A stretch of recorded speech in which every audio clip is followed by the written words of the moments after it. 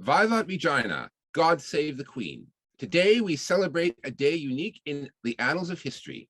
Today is the Queen's Platinum Jubilee. Never before have we had such an occasion. Her Majesty the Queen was suitably enough on a Commonwealth tour when she became Queen in Kenya, to be precise. His Majesty King George VI, who had been ailing for some time, passed away in his sleep at Sandringham in the morning of February 6, 1952. Her Majesty was informed that she was now Queen, and she and the Duke of Edinburgh came home by aircraft as Queen and Prince Duke of Edinburgh. Her ministers and dignitaries met her at the airport, another first.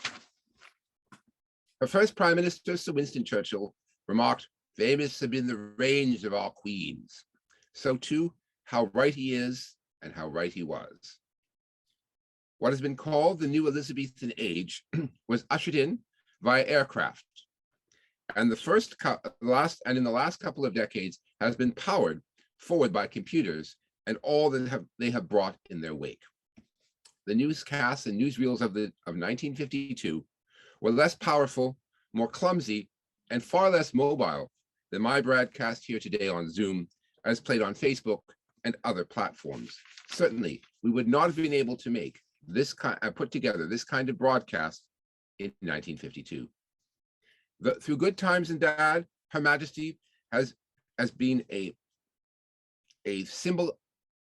as a symbol of stability, the human face of our institutions, a great friend of this country, both knowledgeable about all its regions and facets, and according to former Prime Minister Jean Chrétien, perfectly bilingual, something that I cannot match. I've never been to the Yukon, and I don't speak French fluently. She adorns our stamps, coins, and paper money. She is or should be seen in portraiture in all public buildings, post offices, schools, and other places where we gather, and I dare say in our homes too. The Queen is at the font of all honors, the fountainhead of justice. She is a ceremonial head of the armed forces. She and her vice-regal representatives hires and fires governments, dissolves parliament, issues commissions to the military and other government agents, and is a non-sectarian, apolitical head of the state, a prisoner or partisan of no one,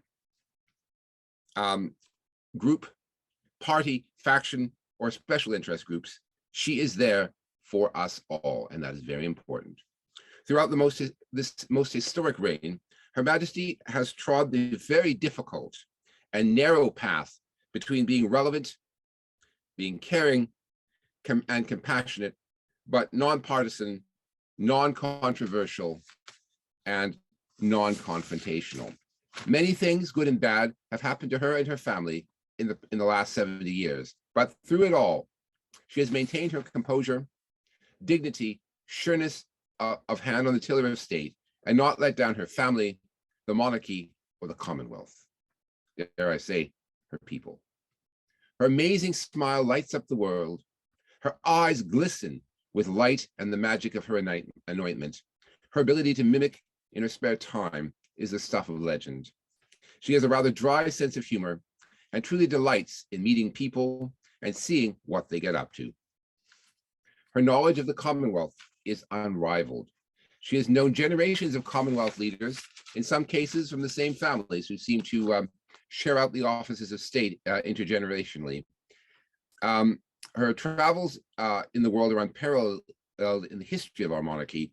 She has known or worked with every American president since Harry S. Truman, who took office in 1945, and her first British Prime Minister was Sir Winston Leonard Spencer Churchill, who first served Queen Victoria on the frontiers of empire in the 1880s and 90s.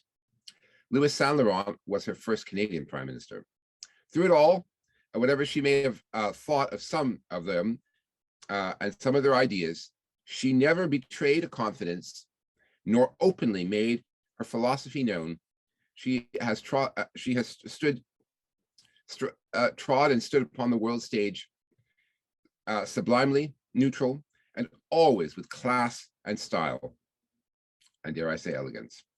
Her reign can be said thus far to be a master class in how to do things right and how the job should be done.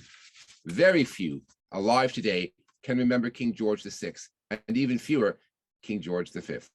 Probably 90% of the people alive today have been born in what is termed the new or second Elizabethan age. Now that is quite a feat.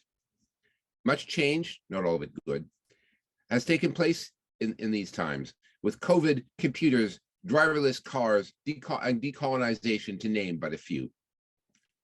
When she came to the throne, the Korean War was going on, and tensions existed between the West, Russia, and China. It's refreshing to see that, unfortunately, some things remain the same. Britain in 1952 still had the greatest empire the world had ever known. And while the Commonwealth has remained strong, its relationship with Britain has changed a great deal. The Britain and Canada of 1952 has changed greatly over the past 70 years. And with the new people and new immigrants have come new ideas and ways of doing things and seeing the world and society. Her Majesty the Queen is now more important than ever in this new and dynamic world we find ourselves in, as a beacon of stability and neutrality, as someone who has something for all. In this very diverse world, she is something to unify. Very, very important in our world as it changes. So as we look back on the last 70 years, we do glance back at one who assigned herself our servant in her Jubilee message, but also we hold the mirror up to our countries, culture, societies, and ourselves. We've done many things and achieved much these past 70 years, and the stability, happiness, and peace and success we have achieved over the past 70 years is in no small way due in part to the special individual who has sat on the throne and done the job so well and served us for 70 years. God bless you, Queen Elizabeth. God bless Queen Elizabeth. Thank you for your 70 years of service and for all you have done for the Commonwealth. And on your Platinum Jubilee, Vivat Regina, God save the Queen.